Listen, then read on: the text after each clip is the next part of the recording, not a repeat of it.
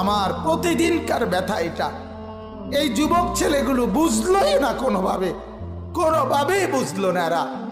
এরা বুঝলোই না অভাব যে আসতেছে, দুর্ভিক্ষ যে আসতেছে, এর চাইতে বড় মহামারী যে আসতেছে, এরারে বুঝানো গেল না।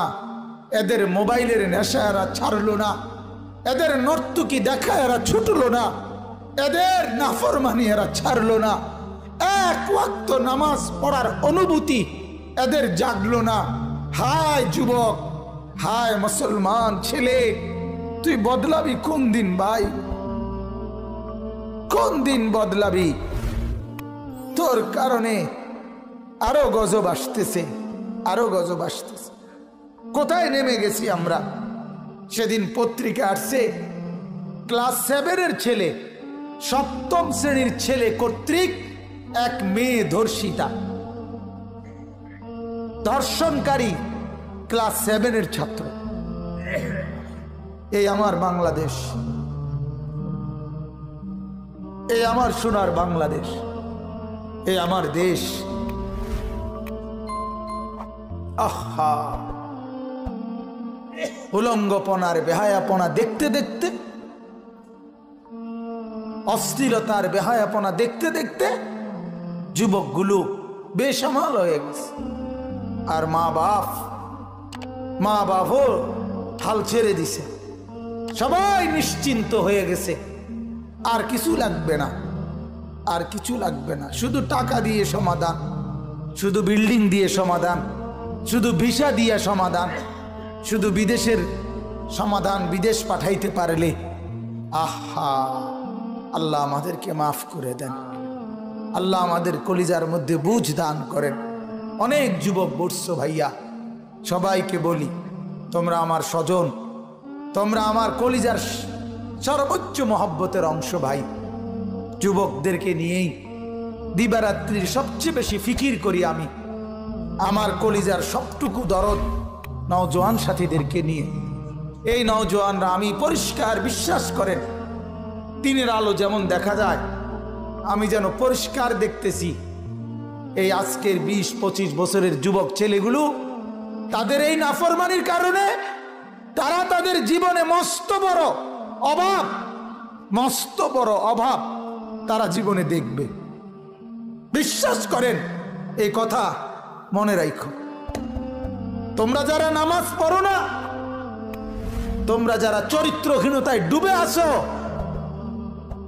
এই তোমাদের বন্ধু আনিসুর রহমান বললাম, মস্ত বড় বিপদ, অভাব তোমরা সহ্য করতে হবে। 60 বছরের মুরব্বীরা চলে যাচ্ছে, 70-80 বছরের বয়স্করা চলে যাইতেছে কবরে। আগামীর সমাজ তোমাদের হাতে, আগামীর বাংলাদেশ তোমাদের হাতে, আগামীর পরিবেশ তোমাদের হাতে। আর তোমরা যদি দিবারাত্রি এক ওয়াক্ত নামাজ না পড়ো, তোমরা যদি একটা সেজদা না করো, তো তোমার হাতে যেই প্রজন্ম আসবে, তোমার বংশে পরবর্তীতে যেই ছেলেটা আসবে, মেয়েটা আসবে, আগামী 10 বছরের মাথায় তুমি বিয়ে করলে তোমারও তো সন্তান হবে, তোমারও তো বাচ্চা হবে। সেই বাচ্চাটা, সেই সন্তানটা কি করবে তুমি বলো? তুমি যদি 12 ঘন্টায়, 24 ঘন্টায় 12 ঘন্টা মোবাইলের ছবি দেখো, উলঙ্গ নাচ দেখো, তো তোমার সন্তান কি করবে বাপ? তুমি কও,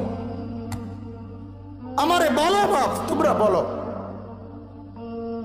তোমার উপরে রহম করো, আগামী প্রজন্মকে নিরাপদে বাঁচতে দাও, আগামী সমাজটাকে বাঁচতে দাও।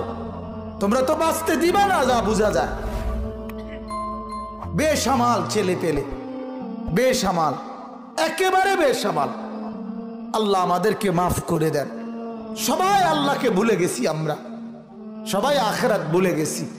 লাভ লোকসান, পাওয়া না পাওয়া সব দুনিয়া, সব দুনিয়া।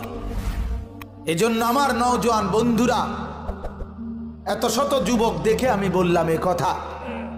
তোমাদের কাছে আমার অনুরোধ, তুমিও কষ্ট পাবা, আর তোমার হাতে সামনে যেই প্রজন্ম আসবে তারাও কষ্ট পাবে।